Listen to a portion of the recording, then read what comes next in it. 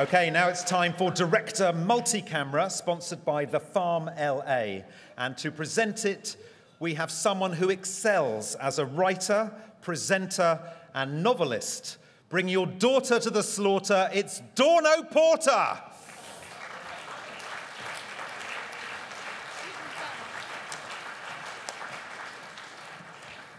Multi-camera directing is a fiendishly difficult combination of meticulous planning, lightning-quick thinking, and then hoping that it all goes right on the night.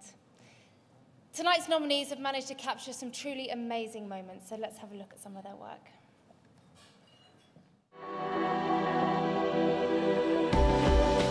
Director, Multi-Camera. Hamish Hamilton, Tapani Palm, the London 2012 Olympic opening ceremony, Isle of Wonder.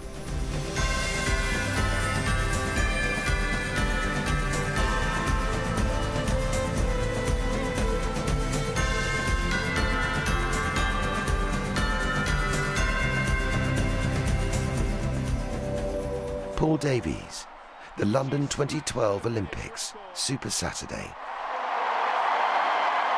She hasn't just won it, she's totally dominated the opposition. She has won by a big, big margin.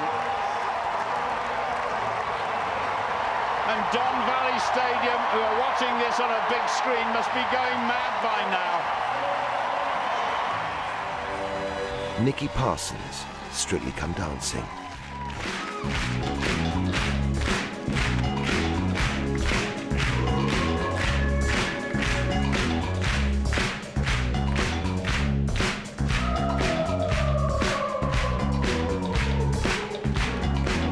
It's close to midnight. Something evil's lurking in the dark. Hamish Hamilton, Tapani Palm. The London 2012 Olympic closing ceremony, Symphony of British Music.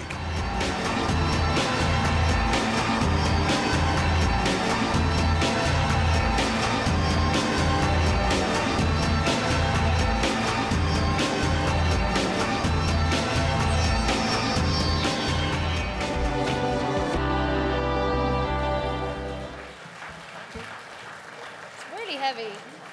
And the winner is Hamish Hamilton and Tapani Palm for the London 2012 Olympic opening ceremony, Isle of Wonder.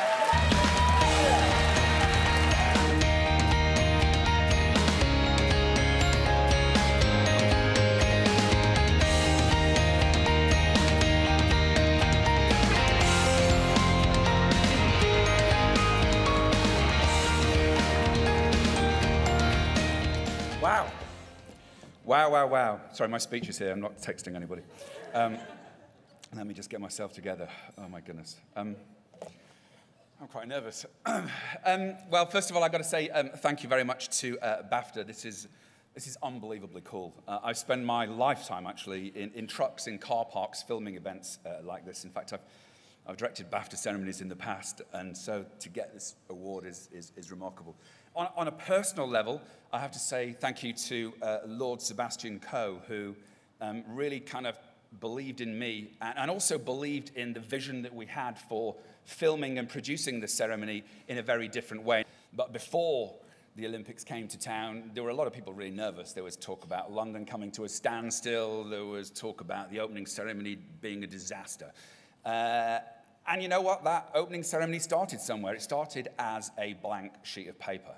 And a man picked up that blank sheet of paper and created that show, and that show was Danny Boyle. A genius and a visionary, absolutely. Tracy Seaward, his producing partner, who literally spent 24 hours a day for about 3 months producing that show. To Catherine, Stephen, and Mark, my fellow executive producers. To Martin Green and Bill Morris, the other Bill Morris, who gave me the job. And then to Ian, Simon, and Mel, the team at Dun & Dusted, my family, and a small independent production company who were jettisoned into this award show very, very late, you know, in February of 2012, and had to really, really run very, very quickly. Did I say thank you to technical genius Bill Morris? I don't know whether I did or not. He's down there. To Katie, to Monique, to Lou, Rod, the fingers, the other Bill Morris, there he is on my list. Barry Dodd, senior cameraman, the amazing camera team, Patrick and Al Gurdon, lighting geniuses. Also to Tapani, my co-director, and also to Paul Davis, who directed all the BBC footage, and by the way, did the most extraordinary job for 2 weeks in between the opening and the closing ceremony. The man is an absolute genius as well.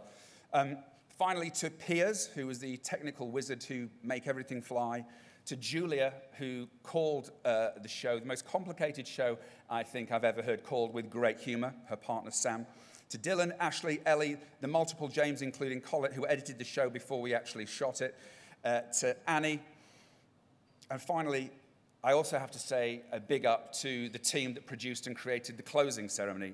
Kim Gavin, a truly, truly visionary man who did an amazing job, and his producing partner, Debbie Phillips. But most of all, thank you to BAFTA. This is fantastic. Thank you. Huge congratulations. Thank you. Thank you very much. What do you think of that little gold number you're carrying? Well, here's a true story. I do an awful lot of award shows. I've never won anything, but actually my bathroom at home is full of awards that I've basically purloined. I believe that I have Westlife's Brit. I think I have Pink's MTV Europe Music Award. Basically, do these people know you have them? No. They just mysteriously go missing at the end of these award shows. I've lost it, and I just can't tell anyone. I've got a couple of moon men, you know, I purloin them. And anybody who visits the bathroom at home thinks I'm a genius, and I've won them all. And actually, I haven't. I've just stolen them all, or had other people steal them on my behalf. So to actually get an award that I've actually truly earned is amazing. And is this your first BAFTA? Oh, absolutely. Yeah, and the first one, you haven't nicked one from anyone else No, I either. haven't stolen a BAFTA yet. Actually, I have to say, big up to the BAFTAs because they really do protect their awards. They really do protect them. So no, I've not managed to steal one of these. And I did do the BAFTAs many years ago. And also they are heavy, so you can't really steal, heavy. you can't get very far with it. No, you can't run with one of these. They're really heavy. I know. It's brilliant. And you had a lot of people to thank because there were a lot of people on board. But ultimately you were involved and you were the director of this huge, huge event. Yeah, you know what? Yes, I was the director. I was the television director.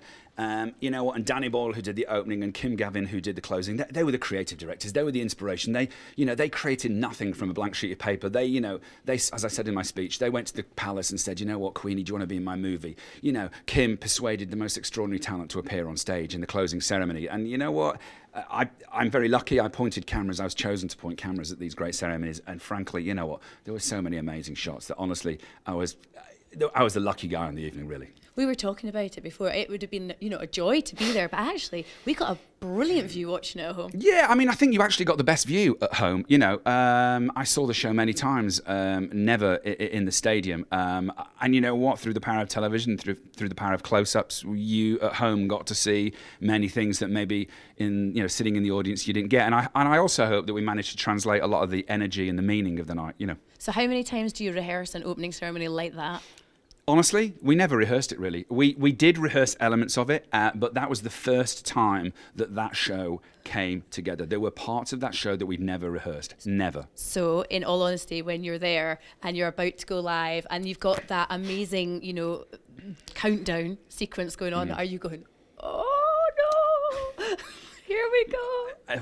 As you're going from 10 to 0, I was just scared. I was really scared. But as the director, that's the bit that I think that I do quite well. I take that stress on my shoulders, and it's part of my job not to show it. I have never been so scared in my entire life. An entire nation, the world was watching, and if I screwed it up, and I did. By the way, I made mistakes. There were shots that I missed that I really wanted it in there, and I still have nightmares about it, because I wanted it to be perfect. But it's live television, and in live television things go awry. But no, I've never been so scared as I was that night.